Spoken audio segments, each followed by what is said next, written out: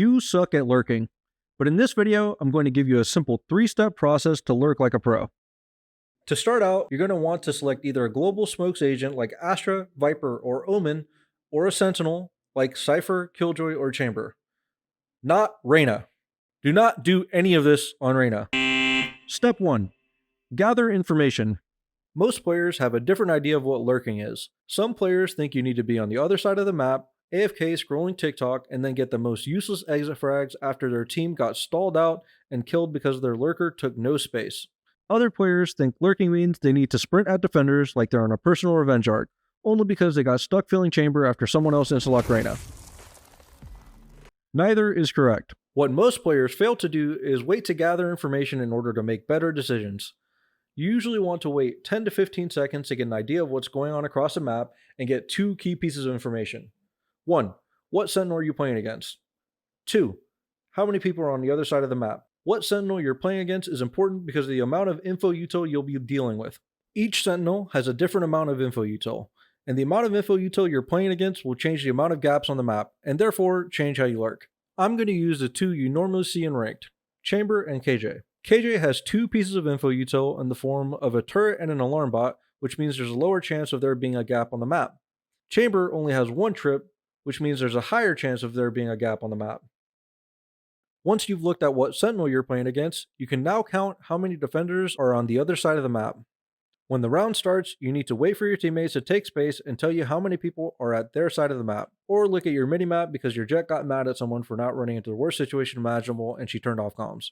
Now that you've counted the defenders on the other side of the map and looked at what sentinel you're playing against, you can move on to step 2. Step 2. Use the information you gathered to take a calculated risk.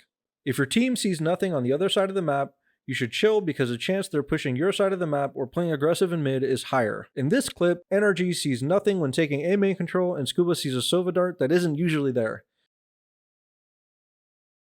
He's aware that people can be pushed mid or long B because his team saw nothing in A main. You can see him ping the possible pushes on the map to let his team know to be aware of any aggression. If your team sees 3 on the other side of the map, then you can start taking space. In the same game, NRG sees that there are 3 people contesting A main, and this gives Skuba the confidence to lurk aggressively.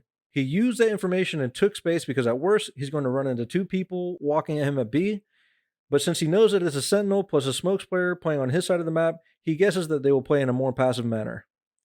You might be asking, what do I do when I take the space? Well, you should take the space with the intent of finding a trip to break or finding a person to take a one-on-one gunfight with to open up the round.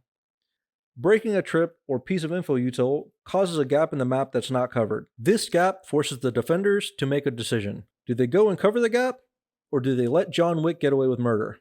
How they react varies game to game, but you can always decide how you want to play these situations after you've broken the trip. You can move forward and abuse the gap until you find a player to frag, or you can leave the gap you just made and go group up with your team because one of the defenders needs to cover the gap.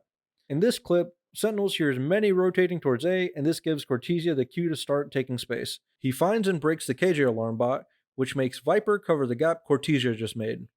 If you find a player instead of a trip and you frag him, congrats. You are Baba Yaga.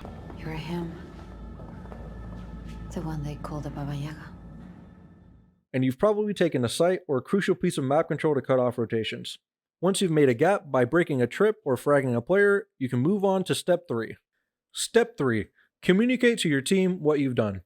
You should let your team know if you fragged someone, broken a trip, or walked onto a site so they can make an informed decision.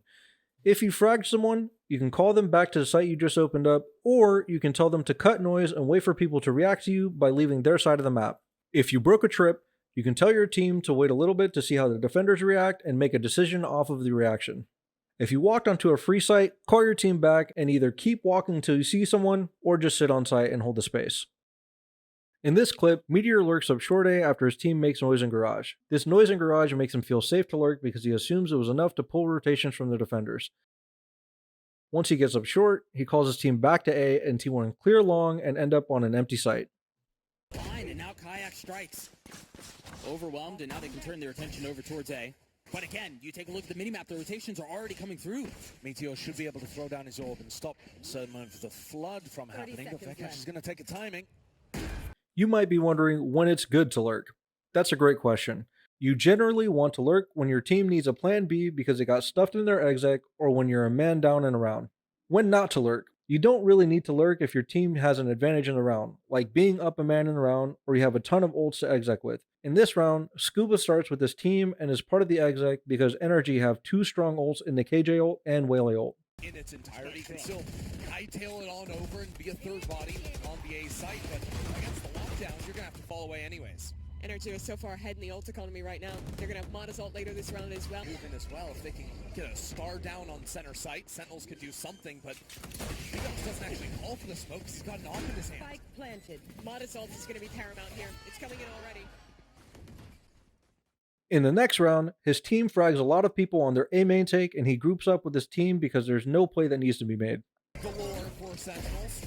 So, unloading a ton of utility. There's Brock's Odin, but it's actually that spam line you see through the corner. And that's his 3-step guide to lurking. Please stop blocking Reyna. No, seriously. Please stop. Or I'll find you.